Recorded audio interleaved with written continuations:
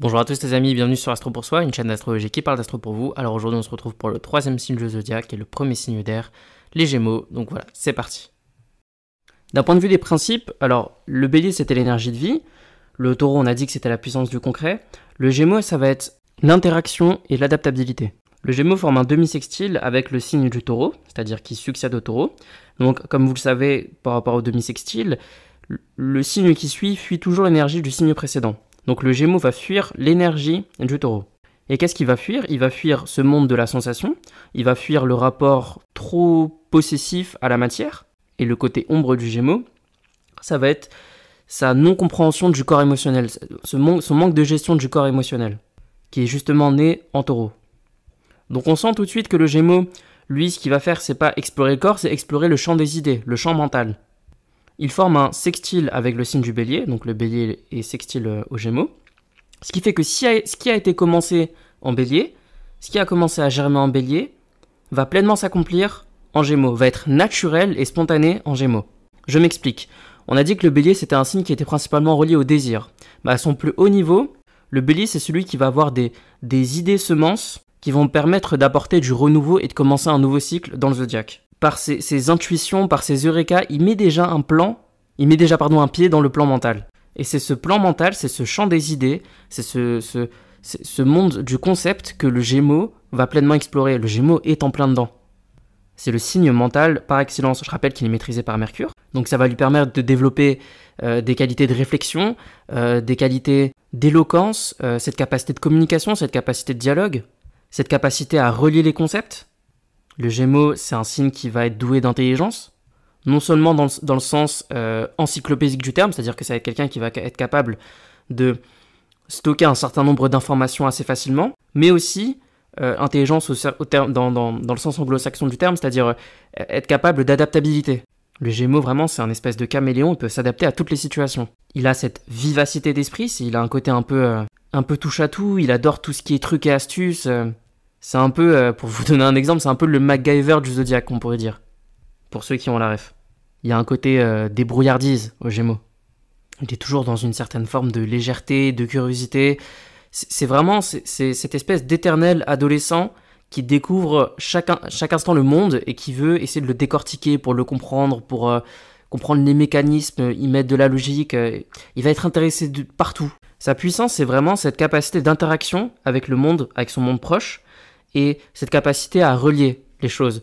Et là, sa force, c'est qu'il est capable de relier les gens comme relier les concepts. Le problème de ça, évidemment, ça va être un certain sens de la dispersion. Il va être sujet à la nervosité mentale. Pourquoi? Parce qu'il est sans cesse en train de bouillonner, sans cesse en train de réfléchir, de se poser des questions, d'essayer de trouver du sens. Encore une fois, comme tout signe, il a le défaut de ses qualités, c'est-à-dire que cette capacité-là à être sur plusieurs fronts à la fois, à être dans un espèce de papillonnage relationnel et mental, ça va le nourrir. Plus il a de relations, je parle pas de relations d'individu à individu, je parle de relations avec lui et le monde. Plus il est dans le relationnel à proprement parler, plus il va être dans ça, plus ça va le nourrir, mais le problème c'est que justement il va développer certains défauts vis-à-vis de ces qualités-là, qui vont être, comme j'ai dit, la dispersion, une certaine forme de superficialité, parce que le problème du Gémeaux, c'est qu'il va être spécialiste de rien. Il va tout connaître, mais être spécialiste de rien. La spécialisation, c'est plutôt en Sagittaire que ça va se faire, donc directement à l'opposé. Le Sagittaire, il va se spécialiser. Pourquoi? Parce qu'en fait, il va trouver une idée. D'ailleurs, c'est son piège aussi. Il va trouver une idée, il va en faire une espèce de vérité générale, une vérité universelle, et il va pleinement y adhérer. C'est le côté ombre du Sagittaire, c'est le fanatisme. Et justement, le Gémeaux va lui apprendre à avoir un esprit un peu plus ouvert, à être un peu moins dans cette forme de vérité absolue, mais de montrer qu'en fait, la réalité est tellement plus complexe et tellement plus riche que est-ce qu'on peut vraiment dire qu'il n'y a qu'une seule vérité? Et le Sagittaire va apprendre au Gémeaux à donner un sens et une direction à son savoir. C'est un axe qui est relié à la connaissance, Gémeaux-Sagittaire. Sagittaire, ça va être tous les systèmes analogiques, la philosophie, etc., c'est-à-dire les grands courants de pensée qui vont essayer d'expliquer le monde lointain. Et Gémeaux, ça va être plutôt les sciences, les mathématiques, etc., qui vont permettre d'expliquer le monde proche, le monde concret. Il y a du concret chez le Gémeaux, parce que même s'il est en demi-sextile avec le Taureau, le demi-sextile, effectivement, un signe fuit l'énergie du signe qui a précédé, mais utilise quand même les bases du signe précédent pour développer ses qualités à lui. Donc le Gémeaux a naturellement un sens des réalités qui est déjà né en Taureau. Il va rester un peu comme le Taureau dans cette énergie de proximité, mais sauf qu'il va l'explorer sur le plan mental et pas sur le plan des sensations. Le Sagittaire, lui, c'est plutôt le monde abstrait qu'il va vouloir explorer. Une autre qualité du Gémeaux, évidemment aussi, ça va être son sens de la diplomatie. C'est un excellent communicant, je crois que j'ai déjà dit, il a des capacités d'éloquence qui sont vraiment très, très développées. On sent la maîtrise de Mercure. Il va aussi être capable de trouver le bon trait d'humour pour détendre une situation. Il va avoir de la pertinence dans sa façon de parler et dans son discours, avec la balance. La balance aussi qui est une autre diplomate du zodiaque.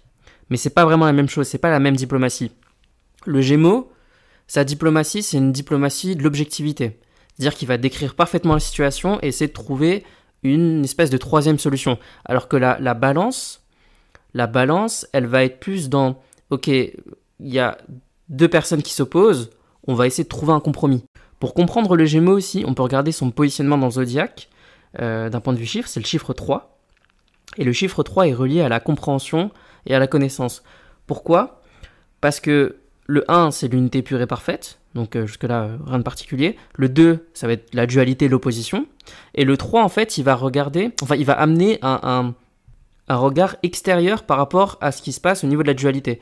C'est-à-dire que vous allez avoir deux points qui s'opposent, et au-dessus, donc pour former comme un triangle, vous allez voir le 3 qui regarde les deux autres.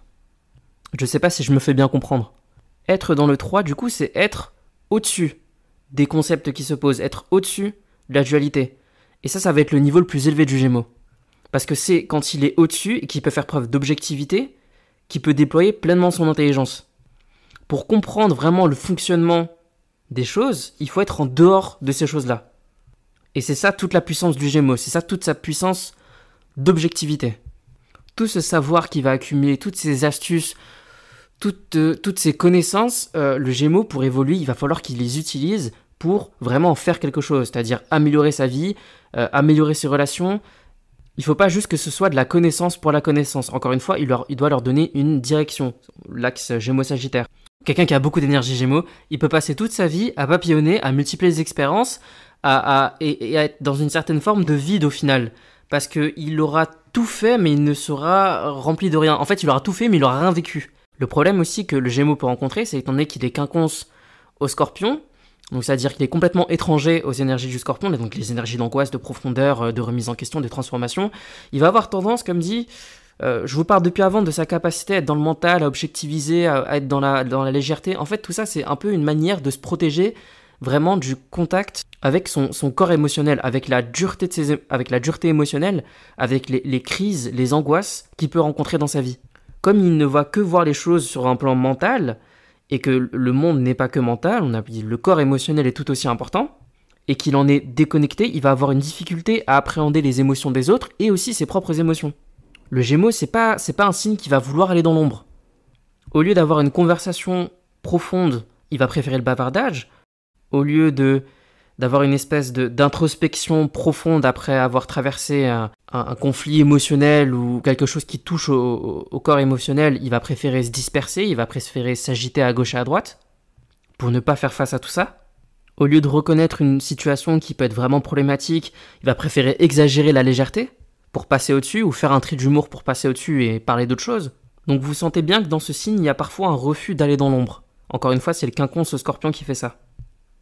C'est sa manière à lui de se protéger. Et c'est aussi sa puissance, puisque cette capacité à être objectif, cette capacité à être dans le mental, au final, ça va le sauver. Ça va le sauver parce que ça va lui permettre de pleinement remplir son rôle. Encore une fois, c'est cette position du 3, c'est être capable de relier la dualité. De voir que les choses ne sont pas ombre ou lumière, mais qu'il n'y a que des nuances, qui va être capable de relier, qui va être capable d'expliquer, de conceptualiser et de comprendre.